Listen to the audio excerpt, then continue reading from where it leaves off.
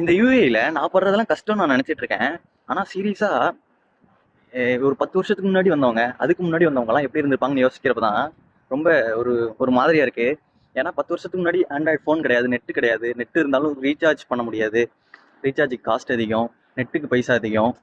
Net கால்னு ஒரு option இருக்கும். அது வந்து இப்போ பேசினா வந்து 5 செகண்ட் அப்புறம் தான் அங்கே கேட்கும். அதை வச்சு பேசுவாங்க.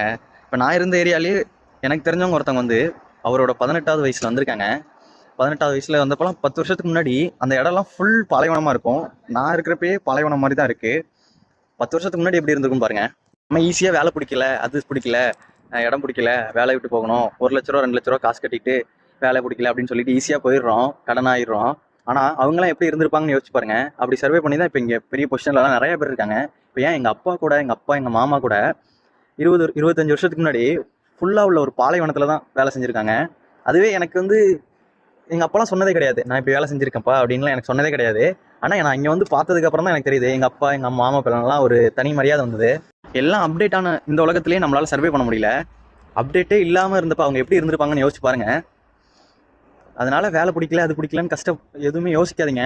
கொஞ்ச நாள் ஃபேமிலிக்காக வந்திருக்கீங்க, கொஞ்ச நாள் கஷ்டப்படுங்க. என்கிட்ட நிறைய பேர் கேட்குறீங்க வேலை எப்படி கேன்சல் பண்ணுறது ப்ரோ, பிடிக்கல ப்ரோ, பிடிக்கல ப்ரோ, பிடிக்கல ப்ரோ. அப்போ உங்கள் அப்பாலாம் ஃபாரின்ல இருந்தாங்கன்னா கேட்டு பாருங்க. உங்கள் அப்பா, உங்கள் ரிலேட்டிவ் யாராக இருந்தாலும் ஒரு 10 வருஷத்துக்கு முன்னாடி இருந்தவங்கலாம் கேட்டு பாருங்க, எப்படிப்பா இந்த இதில் சர்வே பண்ணீங்க அப்படின்னு கேட்டு பாருங்க. அவங்க சொல்லுவாங்க யூஏ லைஃப்ங்கிறதெல்லாம் எல்லாமே ஈஸியாக கிடைக்காது உங்களுக்கு.